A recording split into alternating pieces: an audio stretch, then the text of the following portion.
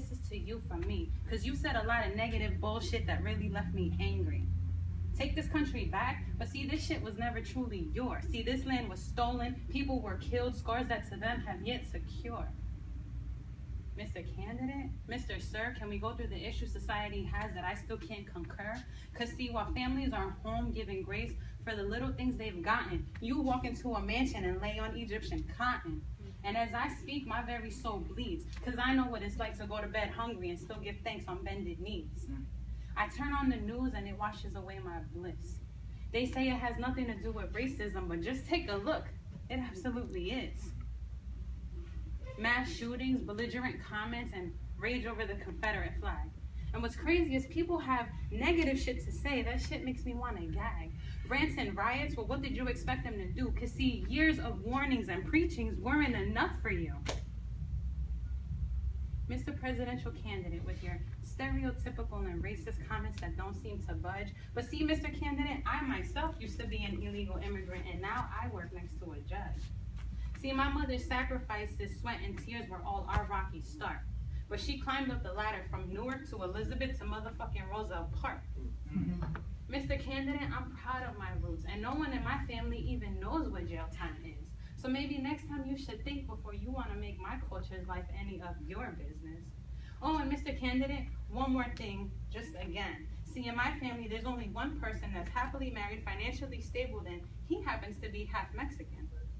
But back to the issues of today's day and age. See, we're raising children who hate their homework and only interest is their Instagram, Twitter, and Facebook page. Children who know nothing of this country's histories, where or when, but know that on Fridays, mommy goes out, gets dressed, and gets in for free before 10.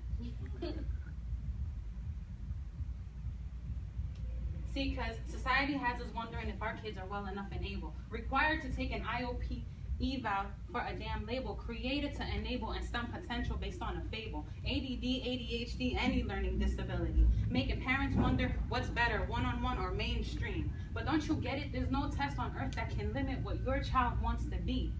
See, they decide a school's budget based on, they take test scores and decide a school's budget and supplies, failing to realize that our youth is facing demise. It's all politics and litigation, so when the hell do our kids learn to develop an imagination? Urban schools overpopulated, how can a child learn anything complete? 30 kids in a classroom and you expect not one to cheat? Oh, I know, here's the solution. Memorize this shit and fill out the Scantron sheet. And as budgets get lower than what they need to be, the ones teaching our children are the ones getting cuts in their salaries. How can a teacher teach when kids are now in classrooms swinging? Take out a phone, world star, and their eyes light up and glisten. But when will the site post a video that says sit down, learn, and listen? Society, we need to wake up as a whole. How do you expect the youth to get it when you don't even have a goal? Learn to see life beyond your phone, past the scroll. I said, society, wake up and put the phone down. Take a second and look around. There's more to life than likes and exposure. There's people getting killed after simply getting pulled over. And while we should band together, we turn away from what's amiss. There's still people out here making $8.25 trying to raise their kids, who, by the way, know all too well what a food bank is. And so many feel that if they speak, it'll fall on deaf ears. But I can say today's a new day and it's a new motherfucking year. So, Mr. Candidate, when November rolls around, you will learn that when you play with fire, you're bound to get burned.